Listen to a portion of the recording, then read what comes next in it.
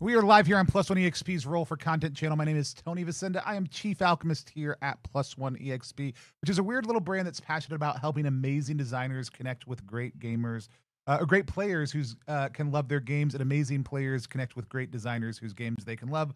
We do that in a lot of different ways, but once a month we sit down with two creators for a three-way interview about their games where they can interrogate and appreciate each other's works. Today, that is exactly what we are doing. We are sitting down with Michael, Drew, Massatto, and Zoheb Mashiur to talk about, let's say, cursed cowboys and the cost of change, and how those two things might interface with each other or not. I love getting to sit down and do this kind of unique interview format, and it's really great to see the moments of resonance and difference that we see in the conversations that come up as people look at each other's works. Uh, Folks, super glad to have you on stream. Let's have you all introduce yourselves. Tell us a little bit about who you are, what you do, and a little bit about the game that you created that the other person's going to be interviewing you about. Zoheb, let's start with you. If you want to tell us a little bit about yourself and about Midnight in a Perfect World. Absolutely. Yeah. So I'm a Bangladeshi national, but I've been living in various countries in Europe for the past few years, pursuing academia, chasing after it, as it were.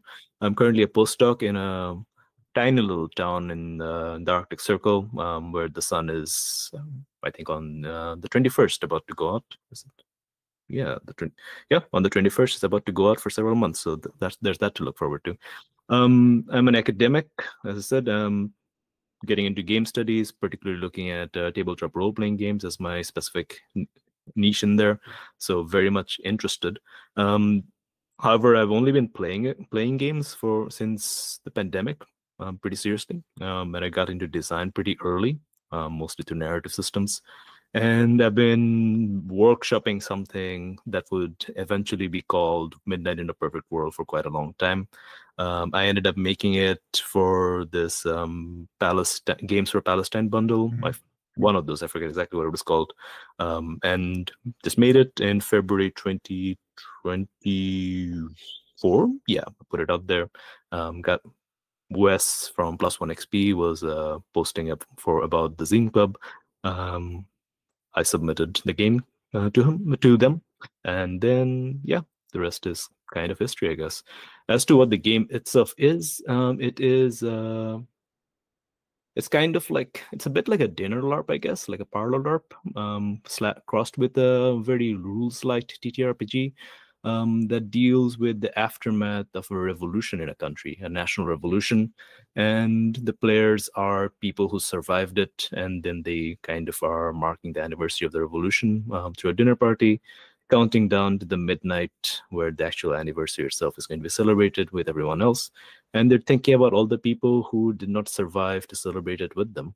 And yeah, their complicated relation to themselves, those ghosts, and the nation at large. Awesome. Yeah, happy to be here.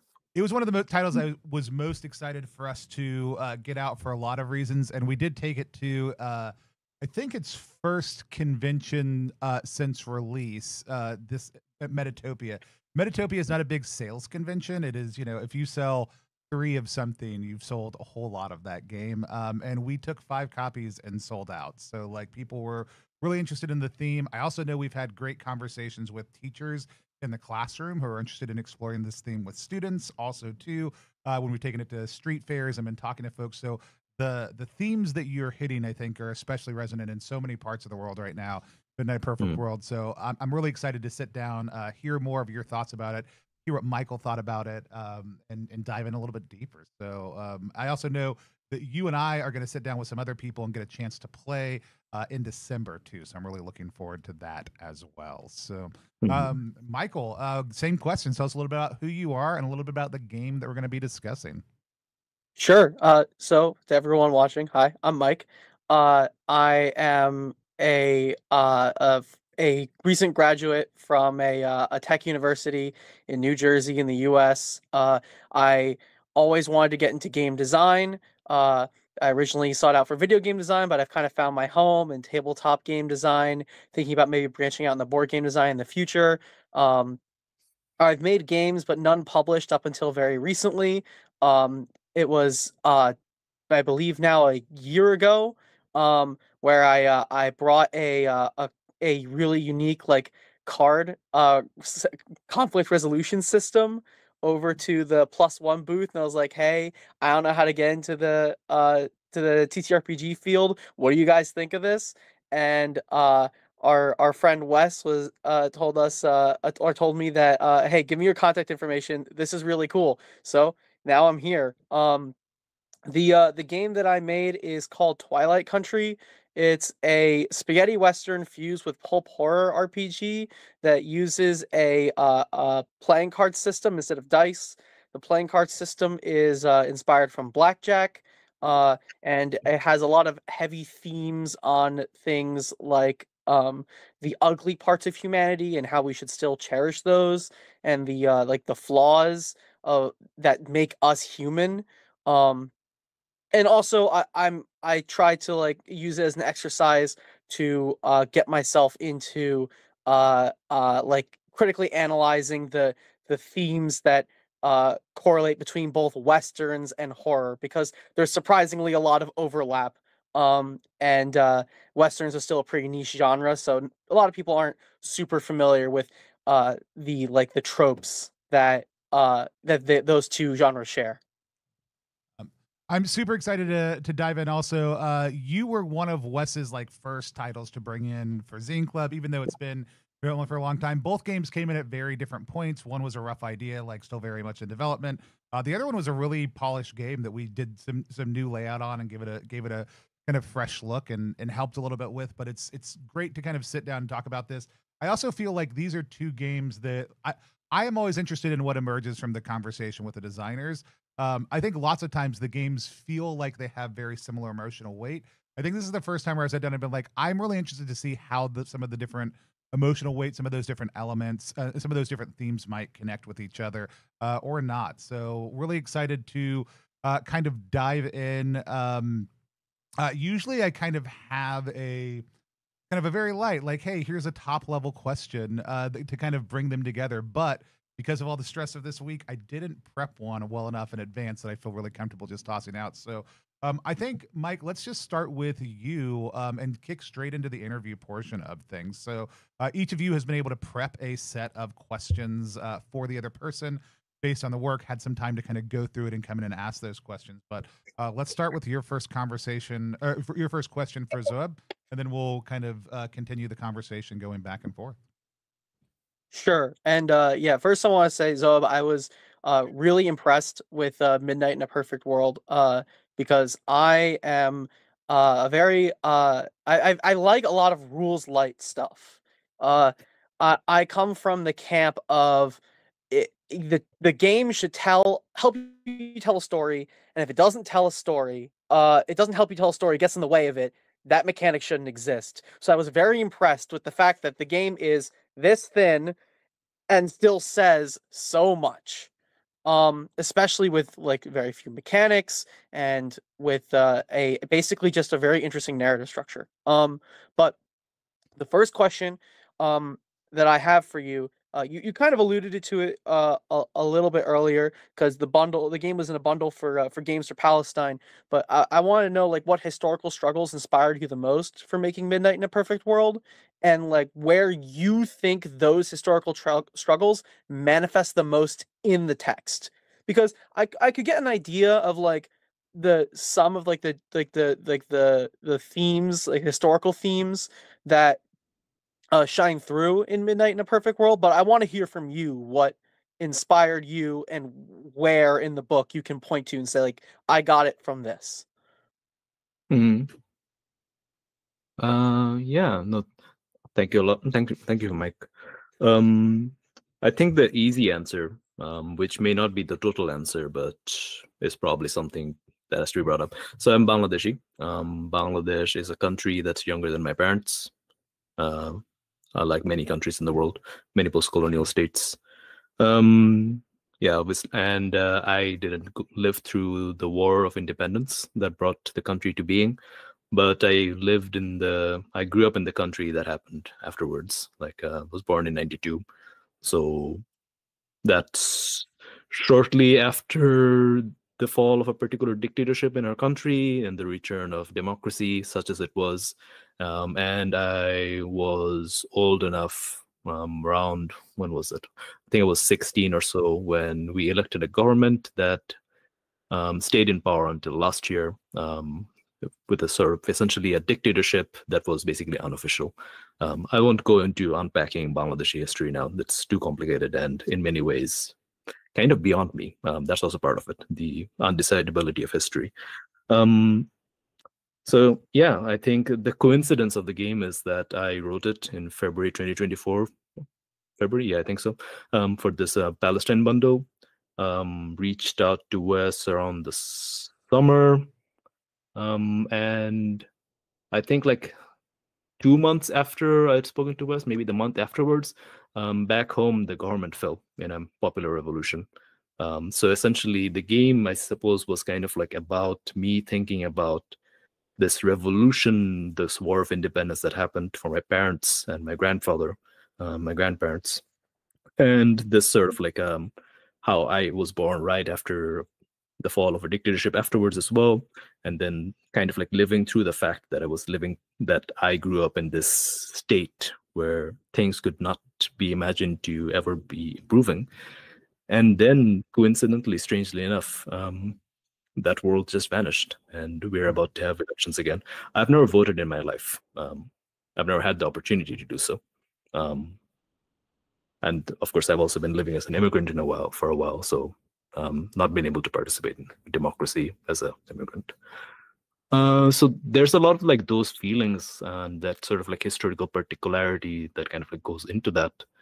But beyond that, there's just this constant fascination I have with the cost of war and like the life that goes on afterwards, like how we memorialize things, how we understand memories of tragedies and so on. Wars, genocides, other kinds of atrocities. Disco Elysium plays a huge role, the video game, in my sort of thought process as like a title that for the first time, even though it was about like created by post-communist Estonians and like set in a fictional world, I played that. I was like, this is the first game that I feel like really gets it, in a way. And I happened to play that while I was living in Prague. And that was also really interesting because like there was a lot of like post-communist trauma there. That's really interesting as someone I would describe myself as a sort of socialist. So living in a country that had lived through actual communism and where the legacy of communism was constantly being sort of like renegotiated, and there was a lot of like genuine trauma after the rule of communism. Kind of like also didn't like dissuade me from my politics either, but kind of like made me aware of the complications and the real world histories that have to be confronted in my own personal politics. And yeah, I think like in many ways, like I think what ended up being the case is that when I thought about a game that kind of explores all this, I wanted to just put people in a situation where you just play people who lived through politics and they're still alive, and then what the actual politics and so on of that is something you have to invent and kind of like work through yourself. Kind of like a rambly answer, but I hope that got to where you were wanting to go. Yeah, that was first of all fascinating and an amazing perspective. Here in the U.S., we don't really have that history. It in a lot of ways in the U.S. it's kind of just it's kind of treated like the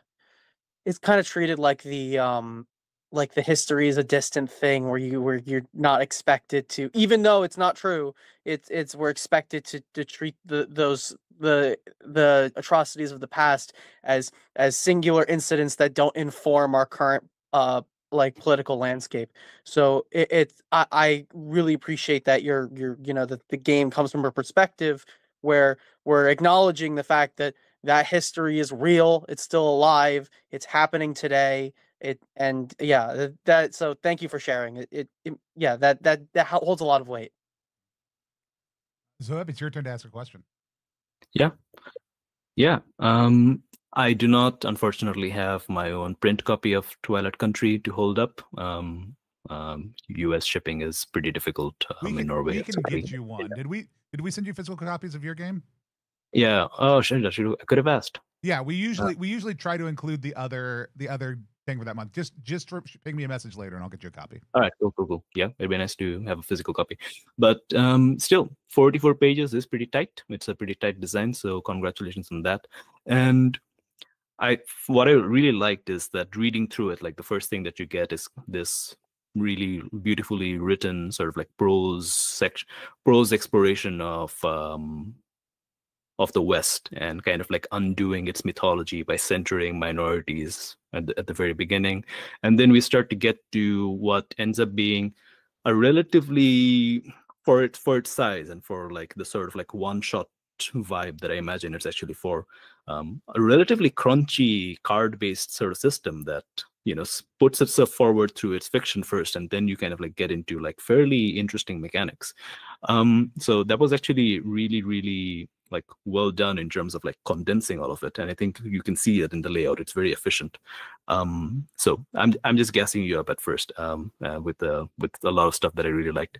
But the actual question that I want to ask is, yeah, I think like a tough one, I think, potentially, because it starts off with, because you start off with these minority histories, the indigenous, the Black Americans, and all these other groups that are not usually seen. They're kind of like what's the word? Not the forgotten history, but like, you know, papered over in like the big glossy sort of like a Wild West sort of image, right, of the cowboy and all that. But this the real history that was already there, and in many ways not just peripheral but central to the story, which I think like becomes really interesting in the context of Twilight Country being a game about people going through essentially their own personal hell, right? It's a horror game, so I think it's really interesting because essentially, like if we are reminded at the start of the minorities, the indigenous, the Black Americans, and all these other people, and then we have a game where we are asked to imagine the people in the West going through Twilight Country and kind of like meeting a horrible end, then I would imagine that I'm primed to imagine minority characters. In fact, I probably should. I shouldn't commit some erasure there by making like white cowboys and so on and putting them through like the ringer. But then it becomes like this, not an ambivalent thing, but like a sort of like really interesting situation where you are always like thinking about these minorities, and then you kind of like put them in the position of kind of like going through this difficult situation that is the game. So kind of like, I guess my question is like, how do you kind of like square that of like remembering the minority history and not kind of like shying away from that, while at the same time playing a game where the characters that you're thinking about in the West are the ones going through these difficulties? So even if you aren't playing minorities, even if you're playing like white cowboys and so on, like how do we like manage that? Does that make sense of the question? Yeah, it makes sense. I honestly, I found when making the game that I was a little bit worried approaching this exact issue, because I was like, okay, this is a game where the characters are going into a kind of like another realm, and they're basically meeting a cruel, tormenting experience or end, right? And I was like, does that immediately come at odds with the idea that we're focusing on the minority groups that are traveling out to this space? And at least from my perspective, the answer is no, because this isn't supposed to be a punishment. It's not punishment, it's just happenstance. People didn't go to the Wild West to punish themselves. They went to the Wild West because they were tricked into believing there would be opportunity for them. Or there was opportunity for them, and it was at the expense of indigenous people there. So the setting of Twilight Country is to say a place like this that is marketed as paradise, as a new start, as an opportunity, is seldom what it seems to be for anyone. It doesn't matter what minority, what sexual orientation you are, what background you are, or what your class is. If you are looking for opportunity out there, only the most wretched people will succeed from that kind of opportunity, because those wretched people are the people willing to do systemically horrible things. So Twilight Country is sort of like at least in my perspective, was a manifestation of what the West must have been like for a lot of working class people of various walks of life, being told, "Oh, this is opportunity," but it's not really opportunity for you. And then I wanted to also throw in a lot of pulp horror monsters into that setting, because a lot of pulp horror monsters are analogies for how people approach things like colonialism or racism or class divides. And I felt like that the pulp horror creatures in the pulp horror setting is a good way to put that psychological tension front and center. Yeah. So I guess that's kind of how I squared it. Yeah, so I guess like what I'm understanding and what should have been obvious to me, but it's nice to hear you confirm it, is that Twilight Country explicitly says that you're not in the West, you're in Twilight Country. But that's actually a trick from what I can understand, because essentially Twilight Country is the West. You're not actually going anywhere else. You're, by using the metaphor of going to a worse kind of place, in fact, you're just reliving the actual realities of how hard the West actually was, particularly for minorities. Yes. Yeah, that's kind of what I was kind of going for, is the idea that like the West was an unfamiliar and scary place for everyone involved, because either it was indigenous people who were having new forces invade into their homeland and make it a place alien to them, or it was people who were barely scraping by going over to a alien place because they were told there's an opportunity there. Like the first ever playtest session that I did for my game, the whole premise is you are a bunch of characters who are on a train. Other people sent out letters to these people for job opportunities. So they all get on the train. They're all going down the train, and things get increasingly more and more suspicious as they're on the train. And it gets to the point where there's monster hijinks, there's like a semi-action scene where they're trying to get to the front of the train, and they get to the front of the train and they can see this town of Machine on the horizon, and the town of Machine on the horizon is a giant incinerator. It's not a town. Yeah. And I think that playtest session was a really good like encapsulation of what I want Twilight Country to be. It's horror and cowboys and hijinks, but it's also supposed to be a larger than life telling of what people had to go through, the figurative incinerator they had to go through when they went to the West. Yeah. No, thank you for that. I appreciate that. I have lots of questions, but I'm also aware that Tony hasn't spoken in a while. It's fine. This is the best part for me. Like, I'll hop in if the conversation like dips down. But it was like for the most part, this is time that we want you all to be able to like look through things, like ask your questions, and be able to kind of talk to each other about things. So I will not hesitate to throw something in if I have a question or a follow-up, or if the conversation dwindles a little bit. But I get to ask the 3 questions at the end also too. So that's kind of my chance to dive in. Y'all's time. Right. Cool. So Mike, go ahead and for a minute, we're gonna step a little bit away from the really heavy parts of our game, because I have a mechanics question that I'm very interested in. And the question is, what led you to decide to use a live timer throughout a session of Midnight in a Perfect World? Because that's really cool to me, and the only other game I've seen do that I know of personally is Alice is Missing. And it struck me as like, oh, that's a really obvious choice for a dinner party setting. But I want to know why you chose it, because I'm sure there's more insight to it than just it's a dinner party setting, there should be a live timer. All right. Yeah. So the historical thing that kind of underlies it is that I forget exactly which date it is, but India achieved independence in 1947. So I'm Bangladeshi. I'm not actually Indian, but like I was. It was India and Pakistan, so technically that was also Independence Day for Pakistan, which part of it became Bangladesh, etc. The interesting thing is that it achieved it achieved a freedom at midnight, and there's a famous book called Freedom at Midnight that kind of like goes through that process. India has a time zone that's GMT 5 plus 5.5, so 5 hours 30 minutes. Pakistan has a GMT of 5. I think that's correct. Yes. So there's this bizarre situation that happened where freedom at midnight meant India got freedom at midnight, but Pakistan got freedom at the same time. So actually, their Independence Day is the day before because it was half an hour before. So you got this like bizarre sort of like situation where freedom at midnight, but like not for everyone. Not for one of the countries that got freedom at midnight. So there's that sort of thing that was like in the background.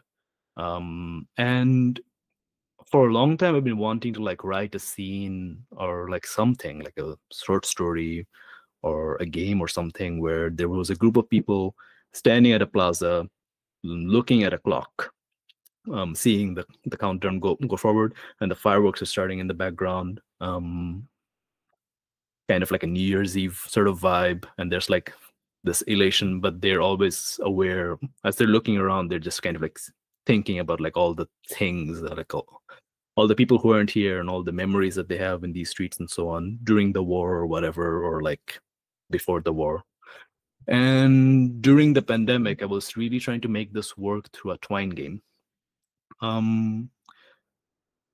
Anna Anthropy has a Twine game called Queers in Love at the End of the World, where I think you have 30 seconds to kind of like, it's your partner, you're in love, you have 30 seconds together. And it's a brutal 30-second countdown, and you can like kiss, you can talk and so on. And it just world ends in 30 seconds. So there was that in the background, and I was trying to like make that mechanic work for this sort of like system, this Twine game where you're in this plaza.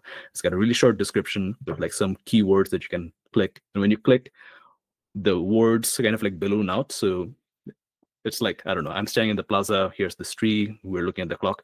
You click on the word clock, it tells you more about the clock. And then there's something else in there that's nested. So you can click on that. Maybe the clock was built by this architect, right? You click on the architect and it tells you about that architect. And eventually what ends up happening is that you start like ballooning out this story of the place just by standing there. That starts to become so big that you cannot finish reading it in like the, I don't know, 2 minutes or whatever the Twine game was supposed to have that was making. Like many things that I started to do in the pandemic, I didn't actually end up finishing this.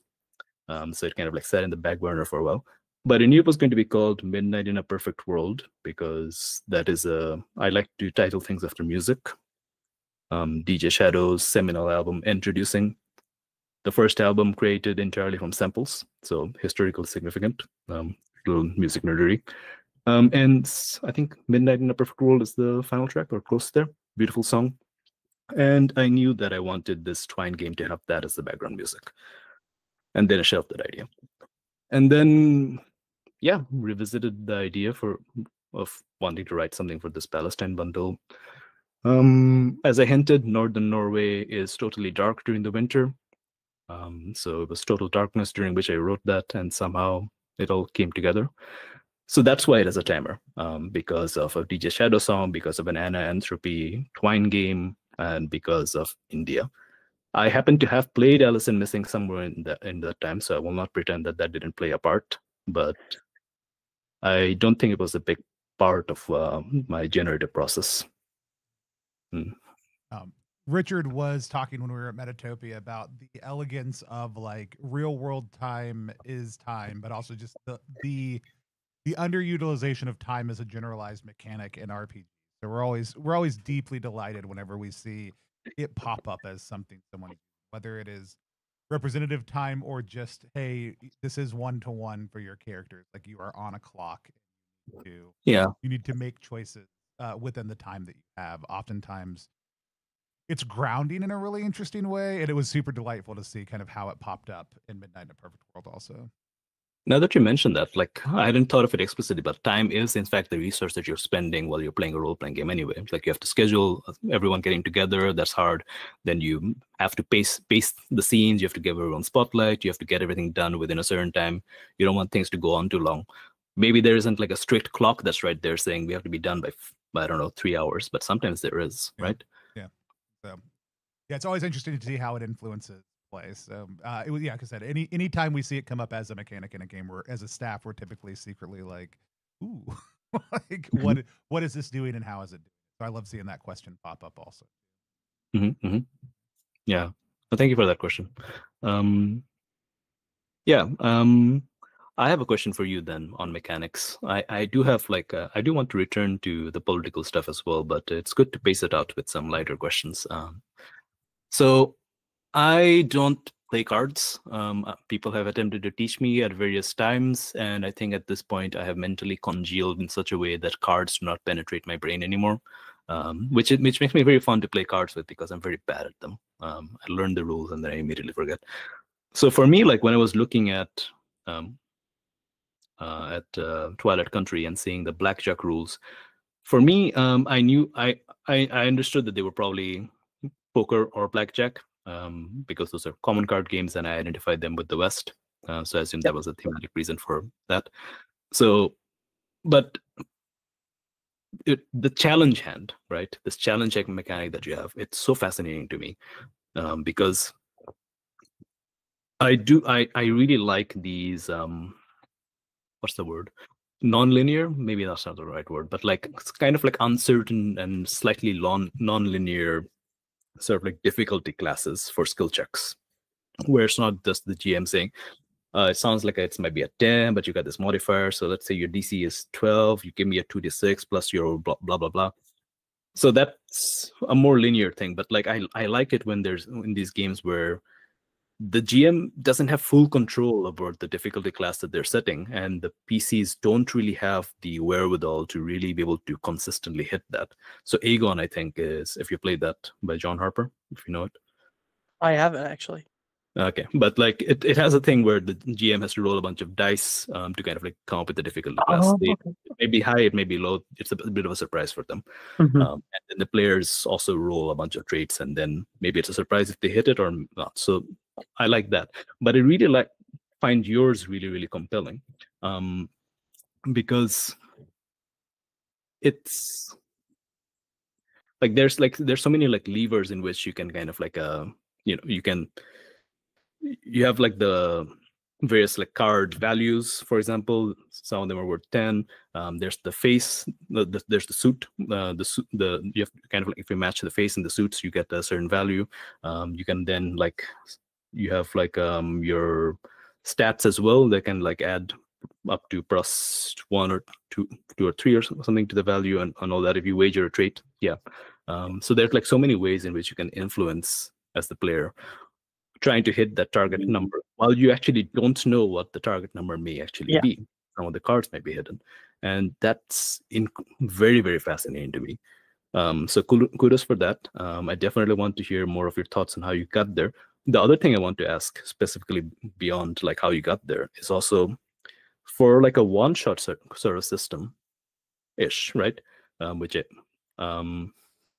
This is a fairly complex mechanic. Like it feels, so I feel like every time there's a challenge hand, it probably takes a little while to resolve, which is cool and exciting, but it also like adds to the time of it. It's not a speedy resolution system at all. So how do you kind of like balance the intricacy versus the need for a fast flowing game with that? Well, what I noticed is that the majority of the time spent on resolving a challenge hand is entirely from the agony of the player and looking at their hand and being like, what cards do I choose to put down for this challenge hand? Because all you have to do is, if you assume, this happened all the time in playtesting, if you assume that the highest value card a player or the face down cards in the challenge hand can be are 10, you can calculate what the highest number is going to be, assuming you don't have a joker, because the joker's a 13, right? So you can just get the number that's face up, say it's like an 8, and then there's 2 other cards face down. Assume both of them are 10 and be like, okay, I need a 28 or higher to succeed. And if you really need to succeed the hand, you could just do that. You could play the cards from your hand and do it. But there's an understanding. The players know they don't get to refill their hand until they run out of cards. So if they do that, they're basically saying, yes, I can have a 100% chance of succeeding this hand, or like a 98%, because like the Joker, you know, but 98% chance of succeeding this hand. But if I do that, I'm probably going to drop to like a 30% chance of succeeding the next one. And I found that pace to be a lot more compelling for a horror game than just having a flat DC. Because having a flat DC is good for accurately simulating the difficulty of a thing, of an action. But in a horror game, or in a horror movie, a character might be able to easily fend off a horde of zombies, but then they trip on a tree root. You know? And it's just because they're focused on other things. The world is random and unfair sometimes, and there's a whole bunch of situations that you don't realize are more chance than not in the real world. And I wanted to have that leverage that kind of feeling, because I don't want the characters to feel like they are powerful, like they can strategize their way out of it. They can strategize. I'll let them strategize their way out of one or two hands, but you're gonna have to fail eventually if this is a horror story. I don't remember the exact page it's in, but in the game it specifically, in Twilight Country specifically says there is no power fantasy here. Yeah. That's why the DC is hidden. And that's why you refill when you run out of cards. It's because there is no power fantasy here. I don't want you calculating every single hand. I mean, you can, and my players did it all the time, but when they did it with the understanding that if they get 100% success this time, they will probably fail the next one. And it created that back and forth that constantly kept the players on edge, which is the exact kind of suspense and agony I wanted out of a game like this. There's a YouTuber who does video essays, called Jacob Geller. He's pretty popular. He did he does a video on horror games recently where he showcased Amnesia the Bunker. And I am actually, even though I made a horror game, I'm a scaredy cat. The only reason why I got into horror at all is because my girlfriend, who's really into horror, will watch them with me. I can't watch them on my own. With Amnesia the Bunker, in his video essay, he explains how the choice of using a bullet to break open a lock is one less bullet that you can't use to scare off a monster. Not kill, scare off a monster. Yeah. And that kind of philosophy really resonated with me. I was like, if games are the medium of choice, then horror games should use choice as a vector of fear, of suspense. And that's why the challenge hand system, the one card is face up, all the others are face down, and you don't get the refill until you run out, because it's all about making the tough choice of when you will use those precious cards and when you're willing for the story for shit to hit the fan, basically. So that's why the challenge hand is set up with a non-specific DC. Yeah, I like that. Speaking of Jacob Geller, he's got a really good one on Disco Elysium, which I mentioned earlier. It's the game that was very important for me in the Midnight and Perfect World. Disco Elysium and Invisible Cities by Italo Calvino. Great essay. But what I find really interesting about your answer there is like thinking through like power fantasy versus being scared and powerless in a horror game. And I find this really interesting because I've spoken to quite a lot of people about, you know, what makes a horror game as a TTRPG. And so many people go for the idea of loss of agency and powerlessness. And I think, there is something there, and you're working with that as well. But what you're saying also is that there's an opportunity to, like, you know, throw your cards forward and like really, really succeed at the start. But then if you do that, then you are essentially using up your resources, and then you're kind of boned for the next one, right? And I think that's where a really, really interesting tension emerges. Because I was telling Tony that I've been, just before this interview, I was playing the 2d20 modifus system for Conan, which is not a horror game, but it has some horror elements. And what I find really interesting there is that it gives you a lot of meta currencies, so you can like, you can spend those and you can like ball out of control. You can feel really good. And then if you do that, you run out of meta currencies, and then the game can actually be really, really punishing if you go on a losing streak and you have wounds, and it becomes really, really hard. And then you can get your ass kicked. And that's not a horror game, but like that feels very similar, because I feel like there's such a different feeling that when you have the opportunity to kind of like be really, really successful, to kind of like overcome challenges, and then the more you do that, the more you realize that you're kind of like spelling your own doom, right? Wes from Plus One XP does a lot of work with the Gauntlet, who have the Between and all these other Carl from Brindlewood games that have the same sort of thing. Like you can just spend your meta currencies and you can kind of like overcome obstacles. You can be really, really powerful. And the more you do that, the less resources and opportunity you have to actually do that as you go in. And that becomes really, really tense. So I like this sort of idea of horror that goes beyond the loss of agency, because giving yourself, starting off with a lot of agency, having a lot of power, and thinking, when do I give it up? And what do I lose by giving it up? That seems really fascinating to me. I will hop in there, because I love that observation, because I also think like there's a level at which we're all choosing to sit down and play a game, right? So loss of agency and loss of power. Like maybe I'm just not a good enough player. Like there's a level at which I can always just be like, I mean, I just won't suspend disbelief. Like I won't lean in to this game in the same way, because I may not want to experience that. But when you have that mode of choice, it allows your brain to engage with the fiction in an entirely different way, to say, I can choose to succeed now, but I am losing something in that process. And it just lets you have that little bit of lean in that I think for me oftentimes tricks my brain. Like CFB is one of my favorite systems, but it is like, not only do we get to you have those currencies that you can see whittling down, but they're almost always paired with either a risk or some moment of character introspection to kind of pull you through in a really strong way. Oh my gosh, now there's Gauntlet people in the chat talking about how great they are. Yeah, Signal Station says open table policy means I'm always more powerful than the monster at my table, because you can just get up and be like, oh, I'm done. Like I don't want to play this anymore. Whereas play that actually pulls you through, I think, is folks. If y'all have questions also too, feel free to toss them out. We'll probably have time for one more each. I think that was actually let's. I think, do we start with Mike? I guess I don't even know where we're at. Who? One more question each, I guess. Like let's go there, and then we'll do the final three. Yeah. Your turn to ask a question. Okay, cool. But yeah, thank you for asking about the challenge hand system. That one, I was very proud of that. I still think can be improved on, but I was very proud of it. I loved, as we were sitting at the print, Mike being like, I think I might want to change the entire thing. And I was like, that's what second editions are for, baby. Like, yep. Don't worry about it right now. Yeah.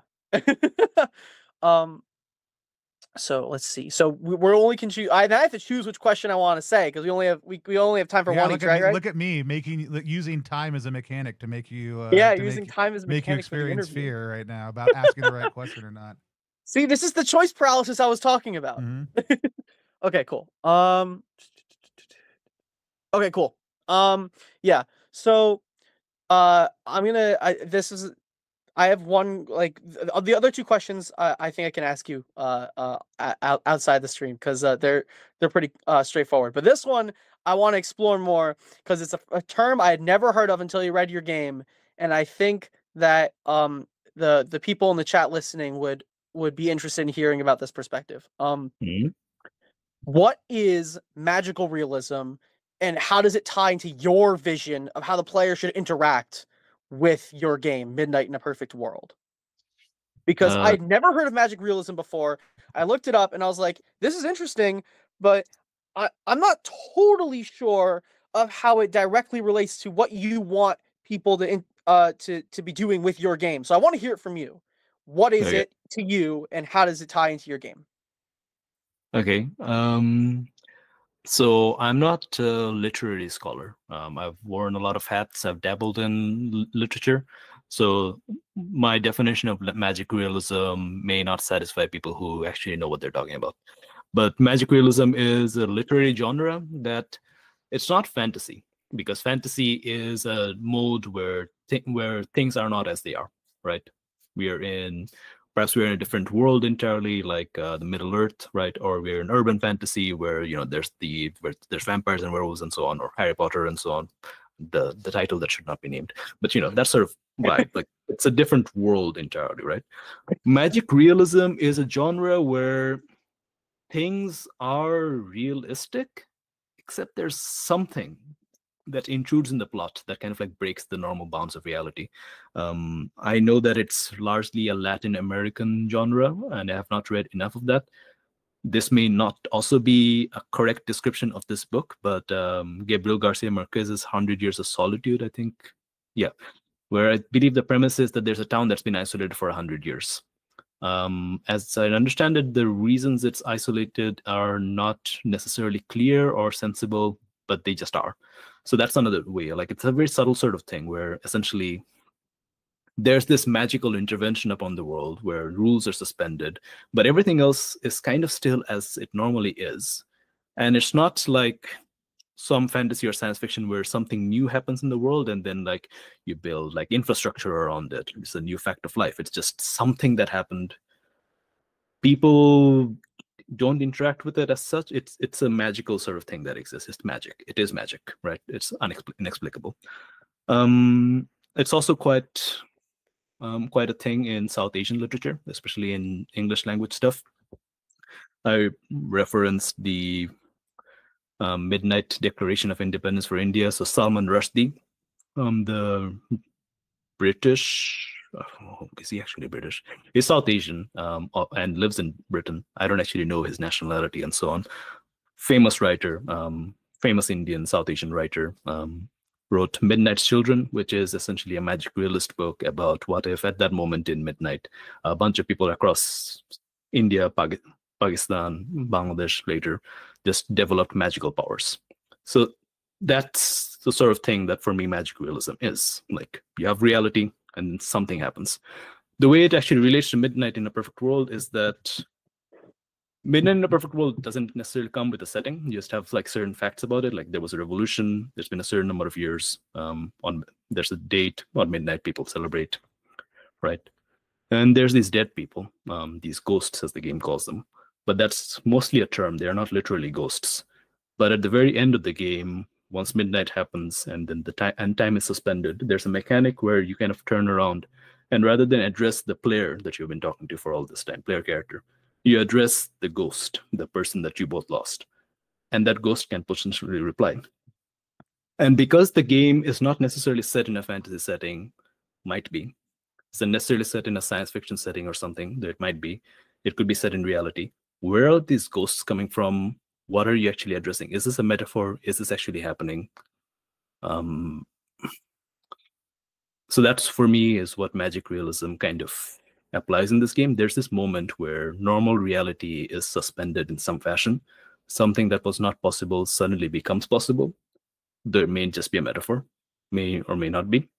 And that sort of like undecidability, that sort of like vagueness, that is where magic realism for me kind of kicks in.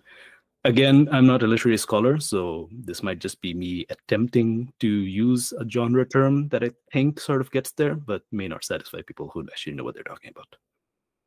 Yeah, I think while there's always more nuance, I think you hit it pretty square on, but also like just the reality of like the goal here is not to be like, oh my gosh, what are these ghosts? Like, why are they like that is not the intent. The intent is to accept and interact with the reality of address this person as if it is a like moment in but I also think even within that, the opening up of like magical realism within the space allows you to think about.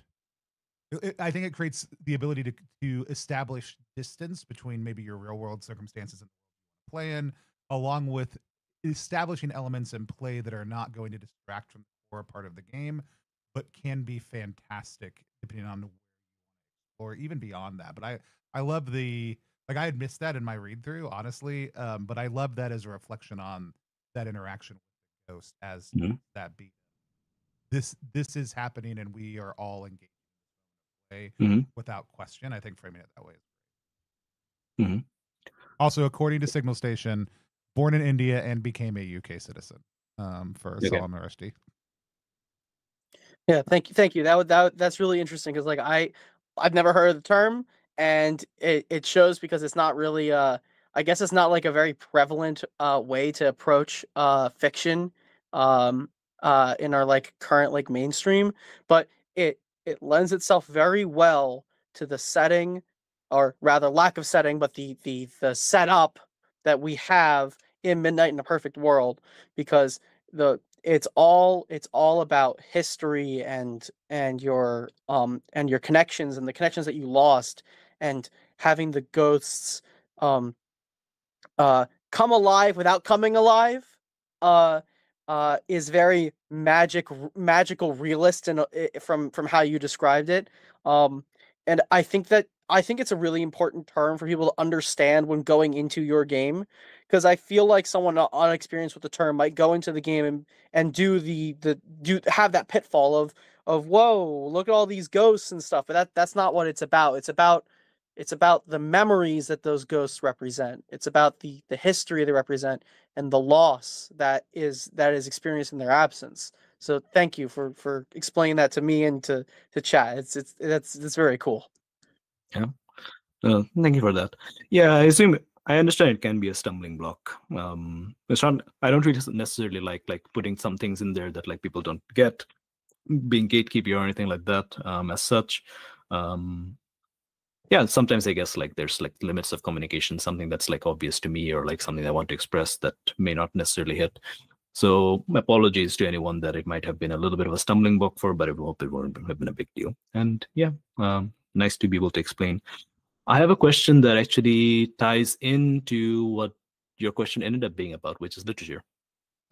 Which is yours is a very writerly style. Like you've got a prose style going, and I really like that.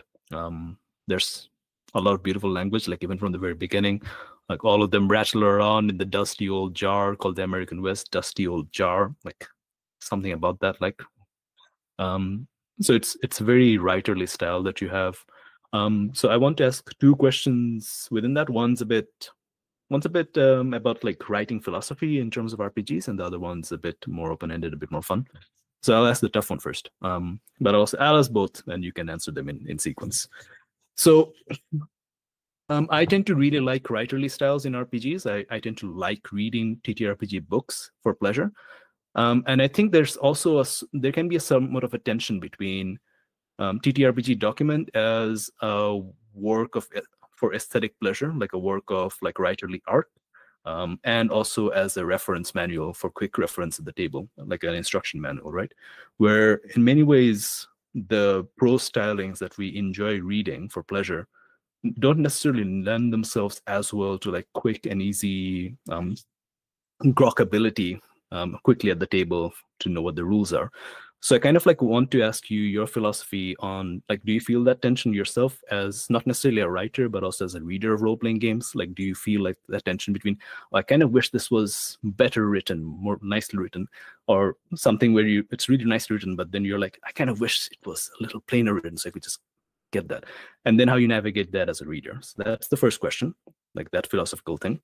And then the second one is, since you are clearly someone who enjoys writing, what writers do you think influence your prose style in Twilight Country? Okay, cool. Yeah. So, I'm actually gonna answer the second one first. With a little bit of a curveball. I don't regularly like read literature or write outside of RPGs. Mm-hmm. A lot of my writing style actually comes from me writing more flowery, longer, for page constraints and and layout constraints. Yeah. It was a point of friendly contention between me and the layout artist Luna P. She's great, amazing work, and on such like a tight deadline, she did an amazing job. Mm-hmm. But it was like a friendly point of contention where it was like, okay, we need to find a way to get this cool prose to fit in this space, you know. So funny enough, a lot of the prose and writing that I consume is not literature. It is um it is from video games. Disco Elysium's a big inspiration for me as well. It manifests very differently in Twilight Country than it does in Midnight in a Perfect World, but it is an inspiration. I didn't list it because it was a little bit distant from like I didn't list it in the book because it's a little bit distant from this product, but Disco Elysium is an inspiration.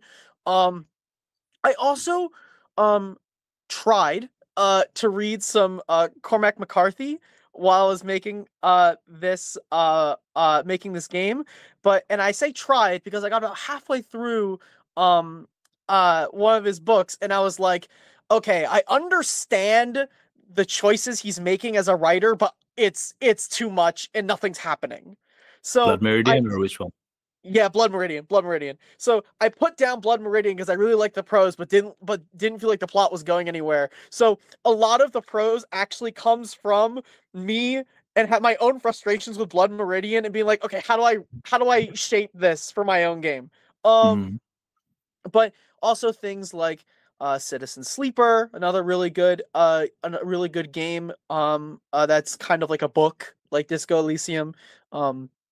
Those two were both really big inspirations, but also for some of the more like ephemeral paranormal parts of the prose, Twin Peaks, the TV show, was a really big inspiration. My girlfriend and I were binge watching the whole series. We have like a box set DVD set for it. And we watched the whole series over the course as I was working on Twilight Country. And that interjected with the classic horror films I was watching and the old 60s westerns and the newer, like as I would call them, neo-westerns, not in their setting, but when they were released in real time, like things like Ballad of Buster Scruggs or 1995's Dead Man. Great movie. I highly recommend Dead Man to anyone who likes westerns. Those were all inspirations. So what's funny is I don't really consider myself a writer. But my prose shines through from a whole bunch of different disparate sources. Remind me of what the first part of the question was, because I'm gonna just full disclosure. I am a little bit of a flake, and sometimes I get caught up in answering something. So I want to hear what was the first part again. Before I tell you, Blood Meridian's plot is definitely going somewhere, and where it's going is hell. True. Yeah, that is true. I got inklings of that, but it didn't catch me. It didn't hold me. No, I can see that. I can see that.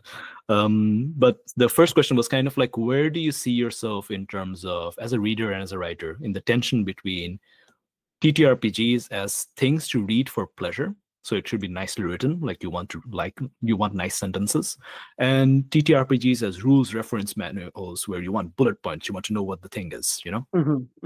Yeah.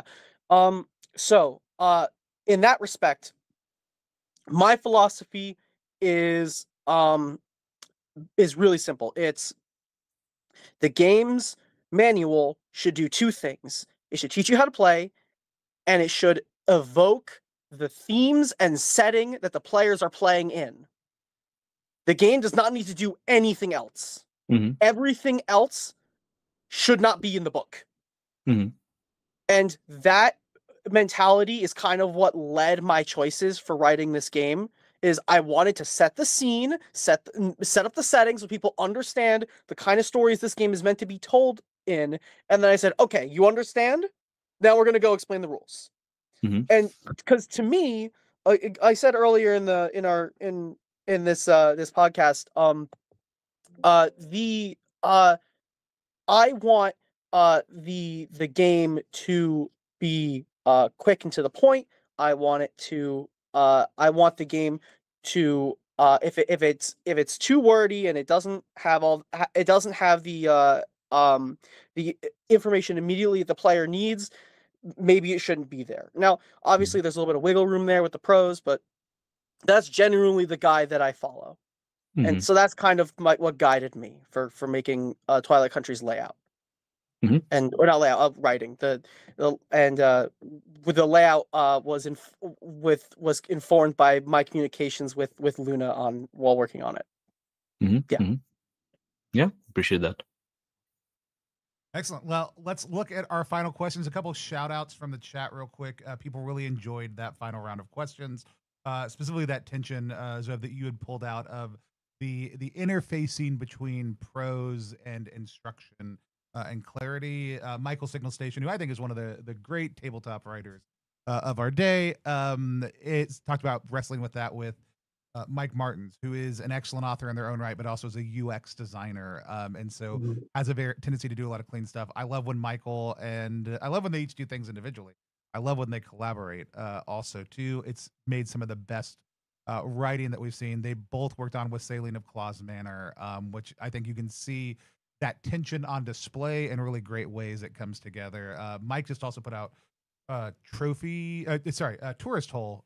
Trophy is a different thing that Mike works in. Tourist Hole, which is doing some really interesting things with prose in regards to layout, but also with prose in regards to, well, maybe I'm actually not going to tell you exactly what this game is about. Maybe the figuring out of this game is part of the play of this game. Tourist Hole is super light, really cool. They're all over on the +1 site, along with these two great games. You can go over there and check them out.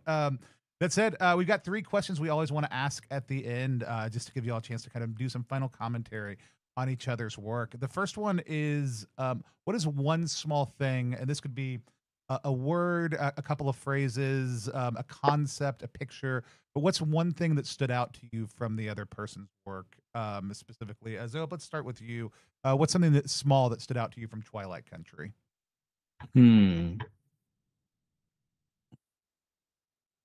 Yeah, okay. I'm trying to find it. Give me a second. Yeah. Well, the nice thing about not having a physical copy is that I can do Ctrl+F. Right. Me earlier. Okay, no, I'm having. Oh, no, okay. Yeah, give me a second. Yes, okay. Here we are. The Helionic, the one of the traits that you can get for diamonds, the Jack. That one stood out to me. Like, you're reading through, right, various traits: underdog, gambler, academic. Some of the other ones from before, the face cards, yeah, they could get quite spicy, but Dust Devil, and all that. But then Helionic just like jumped out at me as like cool. That just jumped out at me. And I just want to know, like, where did that one come from? Okay, so you have a very good eye, because that is actually one of the traits that we play tested with really early on, and it became the centerpiece of a multi-part playtesting session, like a centerpiece of the plot. So good eye, first of all. But Helionic, Helionic is kind of inspired by the Immolator class in that was added as a like sort of like a expansion for Dungeon World. Because Dungeon World was, I mean, other things aside, but Dungeon World was one of the first indie TTRPGs that I got into. That and Sleepaway by Jay Dragon were like my 2 first games in the indie space. And I really liked the idea of the Helionic and how fire represents like burning away like personal bonds in Dungeon World, but also I liked the idea of how fire is often used to evoke themes of cleansing, or oftentimes in westerns is often used as a theme for torture and cruelty, especially with like a cow iron. But that trait was actually suggested by one of my friends, so I put in special thanks, who play tested the game, Michael Perothers. He is a really good writer, and is also has a background in in history and Shakespeare. And when we were drafting up like the ideas for the traits, I was like, okay, I'm running out of ideas for these um for the like the spicier traits, the face card traits. And I was telling them like, oh, I have something for the moon, and I kind of want something for the sun, but I don't want it to be about the typical things about the sun. And I had recently just saw The Good, the Bad, and the Ugly, and The Good, the Bad, and the Ugly has a whole scene where they use dehydration in the desert as a form of torture. And I was explaining this to my friends, and Michael chimed in and said, what if you had a trait where you could just burn things, and we can see how crazy it gets in this system.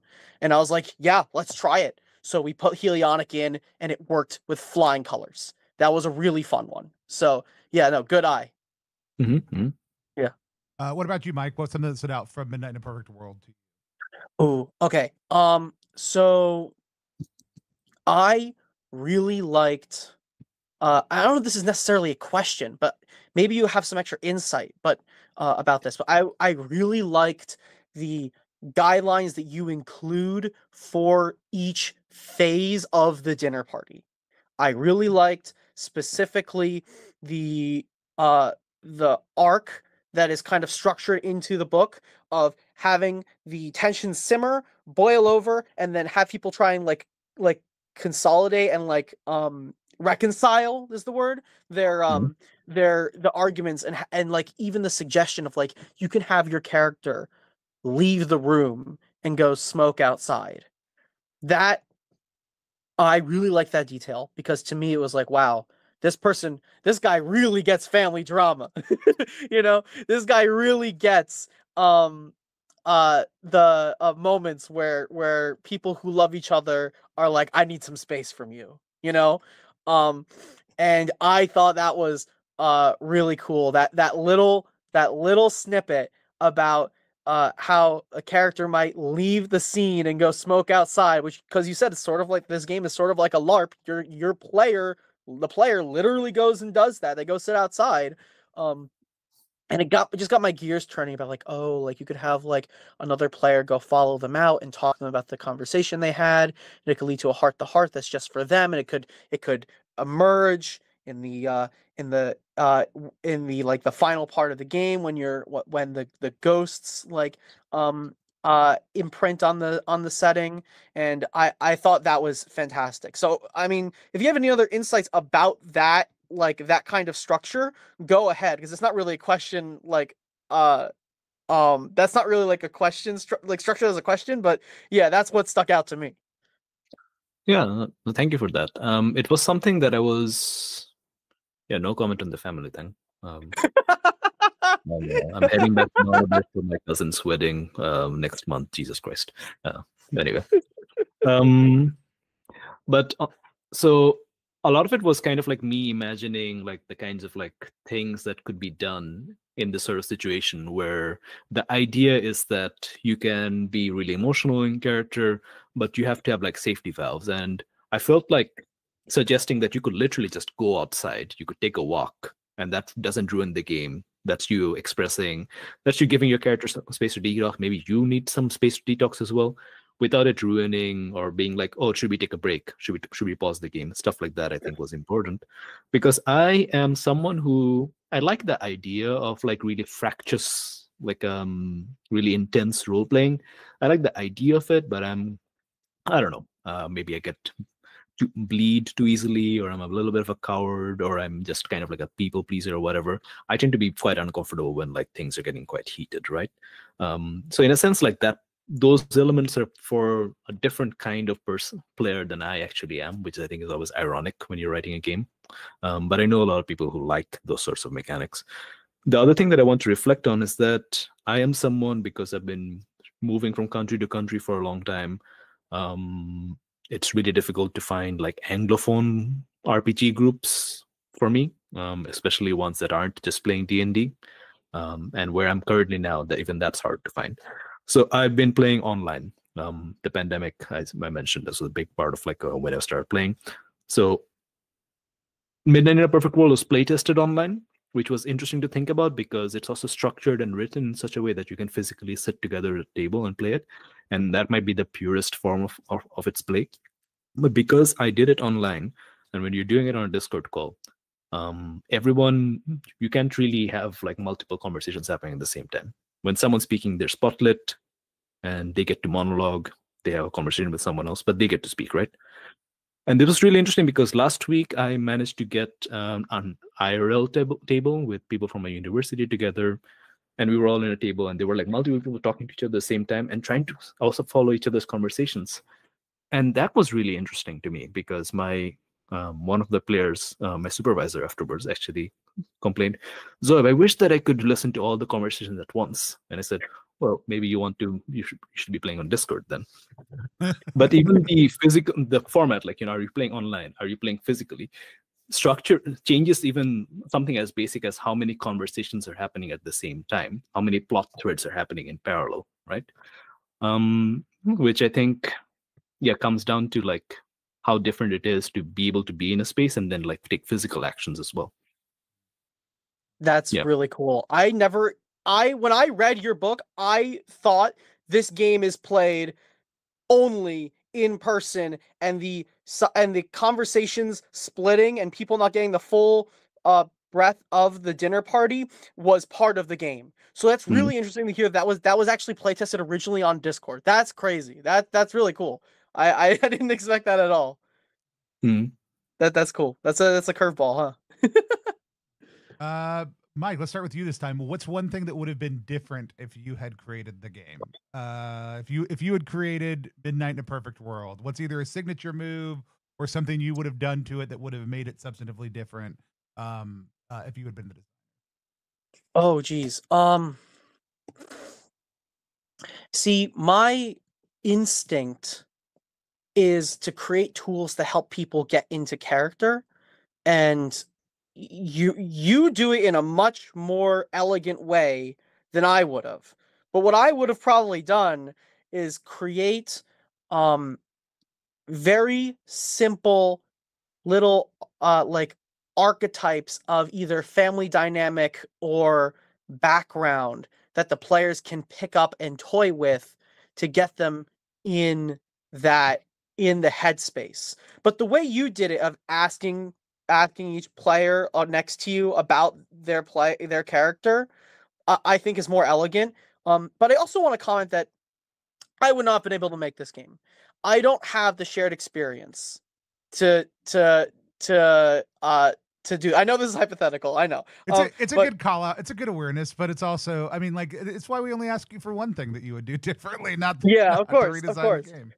But the perspective, as someone who is admittedly like middle class in a colonial superpower and living in the United States, and I'm fairly young as well. I don't have that perspective, So I would have approached this game this style of game in a completely different way that I think would be less true to that experience.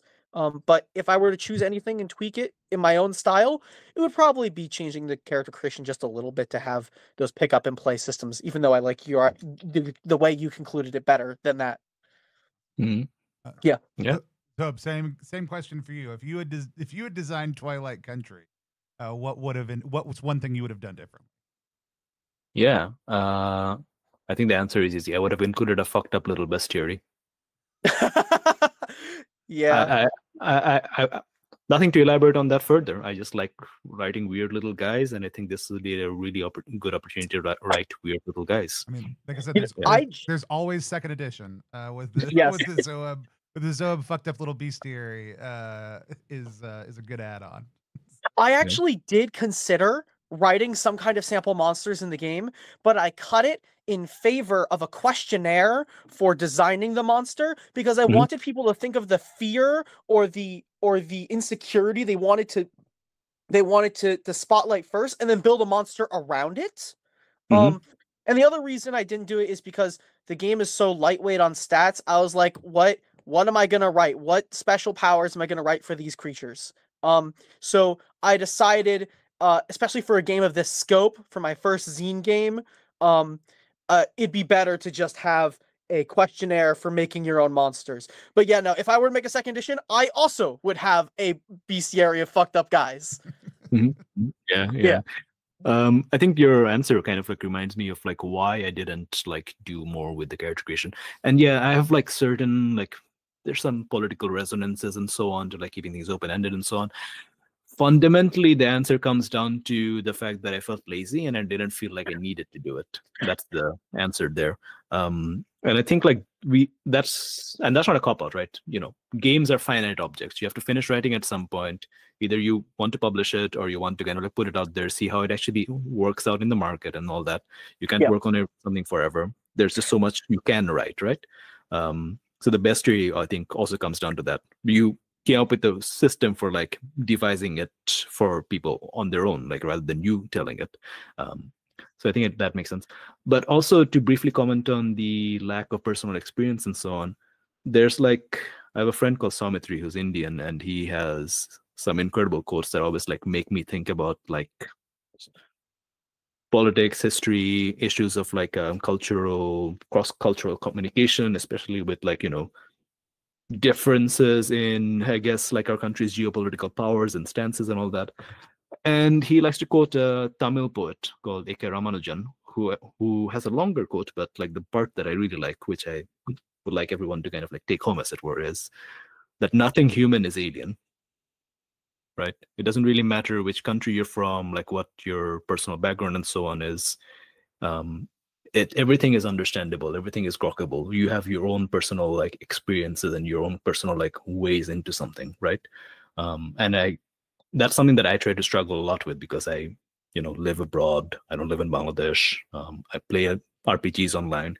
It's a very Anglophone, Americanized hobby, right? So how to communicate ideas across that cultural barrier while myself becoming someone who's like increasingly hybridized, right? And it's really important for me to like kind of remember that the idea is to kind of like get across universal humanity versus thinking in terms of like, this is only for brown people, this is only for people from the global south and so on. If you're American, don't play this and all that. Always bear it in mind, but like, you know, figuring it out. So Twilight Country, a game about the American West, there's something in there for me, right? Of course. Yeah. Yeah. Yeah, just me thinking. Yeah. No, I mean, yeah, I think it's great. It's always really interesting when that conversation comes up. So we had some really good ones on it on stream. Like there is a level of cultural consciousness that exists within the US that is simultaneously helpful and also misses oftentimes even the Americanism as a primary privilege more so than some other types of lived experience. Too, but I also, except like for my cultural and spiritual background, like the understanding of like nothing that is human is alien to me. Like there's so much resonance in that. That's such a beautiful like quote to pull out. I'll see if I can find the larger body and that later on. So if you're watching this later, check it out in the show notes. Last question is what's something you never would have thought to include if you had created this game? Again, this could be big, small, something you noted that just really kind of surprised you as it hit you. I think I'll start. I think, yeah, I mean, I've already brought up the challenge hand, but that mechanic kind of like blew my mind because, again, maybe it's just simply because I don't think in terms of cards and cards make my brain hurt, but like it was so intricate for me and so well done. And again, you were talking about like how you weren't super sure about the mechanic and how it was balanced and so on. And I think partly that is that the uncertainty of all these cards and like what actually happens made it hard for me to kind of like put my head around. And I really liked like going for something where you don't know if it's balanced or not as a designer because it's so uncertain, right? But I've already talked about the challenge, and so I won't bring it up beyond just congratulating you on that again and saying that if I hadn't brought it up before, this would be my answer. So my actual answer to this question, because I've picked something else, is the fact that when you get shot, you just die. Right? Yeah. You know, that's Western, makes sense. That's Yep. horror, makes sense. But it's so ballsy, it's so pure, it's so beautiful as a rule. I love that. Thank you. Yeah.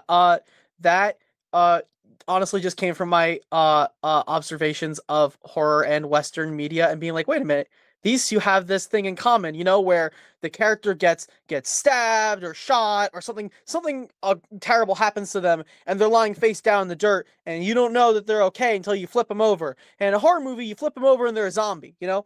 If in a Western movie, you flip them over and they're wearing an old cast iron pan and they actually survived the shot, you know? Stuff like that.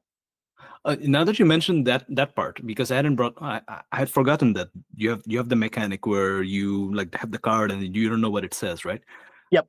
Like, is Mothership an inspiration for you? Huh? Is the game Mothership an inspiration for you? Yes. Yeah. I read through Mothership that, right? And was like, okay, this is a really cool system, but and I want to grab just this little piece because this fits perfectly for what I'm going for. And I like using the cards more than using dice. And the reason why is dice are just a random number generator as a geometric shape. Cards can be shuffled, they can be dealt, they can be face up or face down, and they have features other than their number. They have suits and they have color, and they have order as well. You can mess with the order.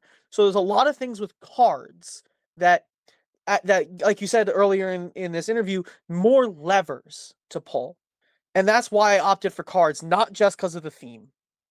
Not just because of the theme, but because the cards are they have more you can do with them and than just being a random number generator. And that's one of the main reasons why I chose the cards as well, is because you can have a hand of cards. You can't have a hand of dice.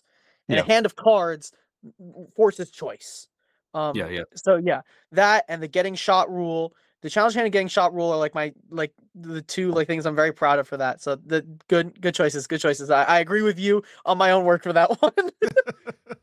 And Mike, how about you? What's something that you could have stared at the concept on a page for years and never have come up with about Midnight in a Perfect World? Well, the first thing I want to say is I am one of those people who overlooked the idea of using a live timer in a game. So right off the bat, I wouldn't have done that. Because I don't think about stuff like that. But the other thing, that I would have never thought to do is, set the game as a dinner party. I know that sounds kind of weird and a little bit of a cop-out because like that's what the game's about. But no, really, like the idea of a dinner party setting, in most tabletop RPGs is typically used as a prelude before the real main event. Like in horror, it's the dinner party, and then something happens, and then everyone's stuck in the mansion together. Or it's a murder mystery, dinner party, someone dies, have to go solve the murder, right? The dinner party is never the centerpiece of a setting, but in this game, it is. And I think that's something I didn't consider. I always considered the dinner party as the answer to the question, why are we all here? Not the dinner party literally being the story. So that's something I would have never thought to do, is using a dinner party. Yeah. No, and in a sense, like it's within the fiction of the world, it is also the prelude, right? What's actually happening is midnight, the big celebration, right? There's dinner parties and other things and so on, the countdown. And in a sense, like that's not important, except that we decide to actually tell the story and look at this thing that is not otherwise important. The fate of the nation is not hanging in the balance in this conversation, probably, unless your game goes in that direction. You do you, right? It's just people, right?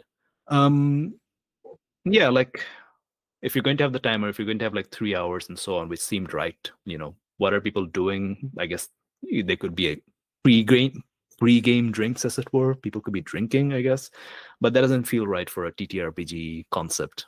Big drinking party, everyone getting smashed before going there. You can get smashed. There's a alcohol rule in the game. Beyond that, I don't know. Bangladeshi culture is really based around like dinner parties, everyone getting together. definitely more than 4 people. In that context. So there's that. I really love dinner parties. I love having my friends over, having bottles of wine and so on, beer, just talking late into the night. A dinner party that ends where everyone's stumbling home around like 3 a.m. is for me like the height of success. I just love those. But I think like it also comes down to something that I've been thinking about, especially since playing it last week with my colleagues, which is that there's a lot of assumptions in the game that I've kind of like made explicit, like there's a national revolution, it's been a certain number of years, blah blah blah. There's certain things that are hard coded. One of the things that's like implicit, which I realized that I didn't actually make explicit, and which I'm not now reflecting as a flaw, which is something that I've thought about, is that it's a very bourgeois sort of fantasy, right? It's very middle class, right? Which isn't to say working class people don't have dinner parties and so on, but like this sort of vibe for me feels so much like a group of middle class survivors and all that. And I think that's something to lean into, not lean away from if you're playing this game. Just another little thing that struck me, which I'd written this game, thought about it, and hadn't realized my middle class assumptions coming in to the system. Love it. Well, I want to thank both of you for taking time to not only come up with the questions, but also share your ideas, reflect on your own design experiences and someone else's. It's been great to have y'all here. Loved having chat with us also too. People deeply enjoyed a lot of the topics that y'all hit on. And really, like I said, this is the more we do this, the more excited I get, because being able to sit down and talk about a Weird West horror game and a game about revolution and what it cost us, like those don't also always initially seem to jive together, but as we get into the conversation, we can see how different themes emerge, how they connect, how different people approach things, a different material within similar ways, but with their own unique human perspective brought to it. So thanks to each of you for being here and being a part of the conversation on this month's Now You've Zine It. You can get either of these two games over on plus1exp.com. If you're a member of Zine.Club, you've already got them. If you're not a member of Zine.Club, go to RPGZine.Club to check them out. Tourist Hole with Salient of Claus Manor that I mentioned are also over on the site. If it's your first time placing an order with us, sign up for our email list, get 5% off. We did this a day early for a couple reasons, but one of them is we'll be at PAX this weekend. So if you're around, come by booth 4143 or catch us in the Games on Demand room, running a lot of games over the course of the weekend at our Friday night takeover, or just in the evening. I'm already here in Philadelphia because it's where I live, but we're excited to host everyone who's coming in for it. If you can't join us, we hope that you'll join us at PAX. We hope you'll join us next time we're here live on stream. Zoheb, real quick, if people want to find you, find out more about your design, check on the other work that you do, what's the best way for them to do that? Before we do that, I wanted to bring up one last thing that we didn't talk about at all, which now is a great opportunity to do so. Our games have very similar names. They do. Yes. Yeah, I remember you made a joke about that on Blue Sky. I remember seeing that. Now that got me a chuckle. They do, in the sense that even if you swapped the names, we could theoretically be talking about either game. I think you picked I think each one has the right name, but it is really funny that they're always like I said, there's always those little people will be like, did y'all plan that? And I'm like, I wish we could be that cool. Wes does plan some of that stuff out, but a lot of times it's like, I wish we could be that cool. We're not. And so yeah, lots of times Wes will play for thematic resonance. But yeah, if people want to find your work, where can they do that? Yeah, so you can find my games at on itch. So at klowspeaking.itch.io. So KLOW speaking at itch. Midnight, or you can just search Midnight in a Perfect World at itch.io. It's also on there. Aside from getting it on the +1 store, which I recommend because then you can get a print copy, which is lovely. It looks really nice. You've been seeing it on Mike's stream. As for where else you can find me, I do a podcast, an actual play podcast with my friends. It's called Desperate Attune. If you are Blades in the Dark fans, you'll guess the reference. It started off as a Blades in the Dark, sort of like a fan podcast, but with a South Asian sort of twist. We are currently getting together season 3, which is actually going to be Apocalypse World Burned Over, which is currently on Kickstarter, which we did not expect to be the case when we started recording this earlier this year. So there's a little bit of resonance there. If you are curious about Burned Over, if you want to support that Kickstarter, which you should, wonderful, right? You know, Apocalypse World Tradition, I want to see it in play. We'll soon have that for you. Awesome. And I'm dropping links to all those things, including Apocalypse World Burned Over, because if you haven't backed it, you absolutely should. You should. Into the chat right now. We'll have go ahead and link those up later as well. Mike, if people want to find you, find more about your work, what's the best place to do that? Yeah, best places, Blue Sky and Tumblr, both on Fort of Novelty. Fort of Novelty is and I post both just like about like things going on in like the games I'm interested in and funny stuff I find, and also updates about my games. Other than that, you can also, if you stay tuned with Plus One EXP, I already have another game in the works. The title is Absurdonauts, and if you are going to PAX Unplugged, you can try it out in its like I would say like a prototype state at Games on Demand. So if you're going to PAX U, you can find me there.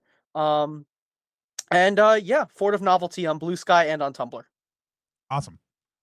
Super excited. Please go out and follow both of these great creators. Check out their work. I have not had a chance to dive into a tune yet, but I have been super excited to do so and have some free time coming up over the holidays where I'm looking forward to enjoying it. But until next time, now you've seen us and now you don't. We'll talk to everybody later. Thanks everyone for tuning in.